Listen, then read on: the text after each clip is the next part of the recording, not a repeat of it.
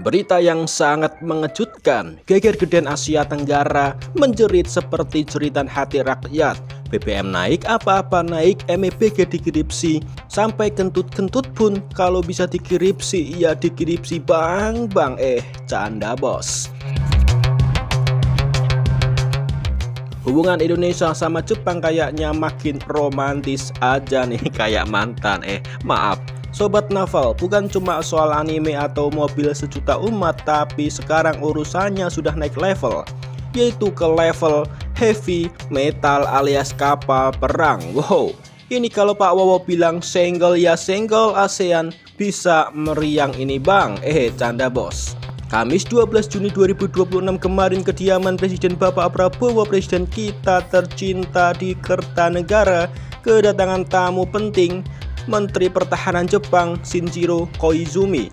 Pertemuan yang juga dihadiri oleh Menhan RI Safri Samsudin ini ternyata menelurkan kesepakatan besar. Jepang secara resmi menyatakan dimulainya pembahasan untuk mentransfer kapal perusak alias destroyer kelas Asagri milik JMSDF untuk memperkuat TNI Angkatan Laut kita. Ya, walaupun bau-baunya kapal tua nih bos, bau-baunya udah 40 tahun nih, tapi destroyer lo bang, ini bukan kapal Maharaja Lela yang katanya siluman saking silumannya kagak beraksi sampai saat ini. Maaf bos, kiripsi juga nih bang, kayak Konoha.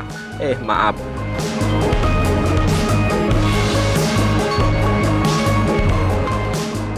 Ini bukan sekedar rumor pinggir jalan raya. Berdasarkan siaran pers resmi dari Kementerian Pertahanan Jepang, Menhan Koizumi menegaskan kalau transfer kapal perusak kelas Asagri ini bakal berkontribusi besar untuk memperkuat kerjasama keamanan maritim kedua negara. Presiden kita tercinta, Bapak Prabowo sendiri berharap kerjasama ini menghasilkan kemajuan yang nyata, bukan cuma wacana di atas kertas belaka. Nah, biar gak zong, Menhan Safri Samsudin dan Menhan Koizumi langsung gerak cepat sepakat membentuk sebuah kelompok kerja working group. Kelompok ini tugasnya detail banget, mulai dari bahas teknis transfer kapal, pendidikan dan pelatihan kru TNI AL, pemeliharaan, sampai aspek operasionalnya. Jadi gak cuma dikasih kapalnya doang, tapi dijamin sampai bisa dipakai ngetrail di laut kita tercinta Indonesia nih bos. Kepala Biro Informasi Pertahanan Kemhan RI Brigjen TNI Ricardo Sirait juga mengkonfirmasi ke Indonesia Defense Magazine kalau fokusnya memang di bidang maritim dan peralatan pertahanan, walau saat ini masih memerlukan kajian mendalam dari kedua belah pihak. Nah, sekarang pertanyaannya, sehebat apa sih kapal perang kelas Asagri ini sampai harus dibahas di level Bapak Presiden? Yuk kita bedah spesifikasinya secara tipis-tipis tapi berisi.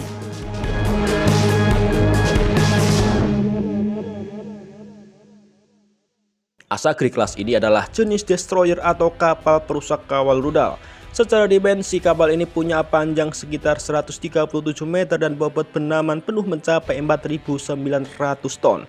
Cukup bongsor dan kekar buat patroli di samudra yang luas. Gimana dengan taringnya? Jangan ditanya bang, walaupun kelas destroyer untuk senjatanya ya mungkin tidak terlalu garang amat dibandingkan dengan kapal perang modern saat ini. Belum dilengkapi dengan sistem VLS seperti kapal perang modern, namun kapal ini dilengkapi dengan berbagai persenjataan yang cukup untuk membuat kapal-kapal perang di Asia Tenggara ini bergetar sampai bulu keteknya rontok nih bos.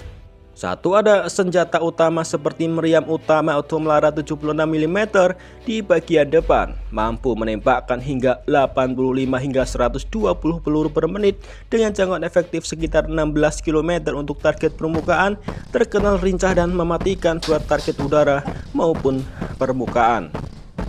Dilengkapi dengan 2x4 tabung peluncur sistem rudal anti kapal RGM-84 Harpoon, jangkauan 130 hingga 150 km dengan kecepatan Mach 0,8, membuat musuh berpikir 1000 kali untuk mendekat ke kapal Asagri ini. Dia juga dilengkapi dengan satu unit MK29 Octuple Launcher atau peluncur isi 8 sel manual atau putar yang dipasang di bagian belakang untuk meluncurkan rudal Rim 7C Sparrow, jangkauan tembakan 18 hingga 22 km, dan senjata bernama CIWS Palang dengan kecepatan tembakan yang sangat luar biasa dahsyat, bisa mencapai kecepatan 4.500 tembakan per menit. Sebagai pertahanan terakhir kapal perang dengan jangkauan kurang dari 1,5 km untuk merontokkan rudal atau pesawat yang berani macam-macam. Kapal ini juga bisa memburu kapal selam yang andal karena dilengkapi dengan tabung torpedo ASW dan rudal anti-submarin. Menggunakan satu unit MK-112 tipe 74 peluncur isi 8 yang dipasang di bagian depan dek untuk menembakkan roket RUR-5 Asrock jangkauan 10 km yang siap untuk menghancurkan dan membuat kapal selam musuh bergoyang, berdangsa hingga hancur dan tenggelam lubuk-lubuk guys. Gak ketinggalan di bagian buritan ada dek dan hanggar yang muat untuk satu unit helikopter berukuran besar sekelas Sikorsky SA-60J pemburu kapal selam. Ya, jadi kalau mau patroli udara jarak jauh tinggal terbang. Yang penting jangan buat nembak mantan bang. Dia sudah jauh dari harapan, jauh di mata dan jauh di hati. Canda bos, peluang masih terbuka loh.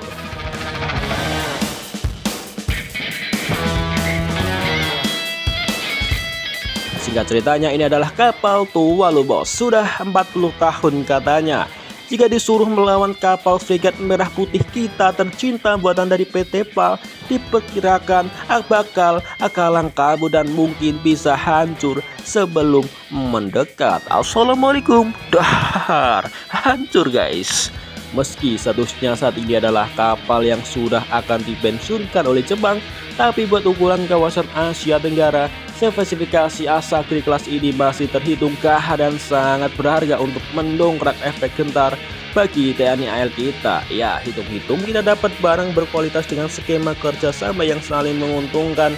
Daripada beli paket kuota mulu, mending beli paket kapal perusak. Yang penting gak dikirim sih bang. Rakyat apakah senang? Gimana menurut kalian sobat naval? Apakah kapal Asakri ini bakal cocok diganti namanya dengan KRI? Apa nih nantinya? Ataukah KRI Prabowo? Apakah KRI MEBG ataukah KRI Jokowi?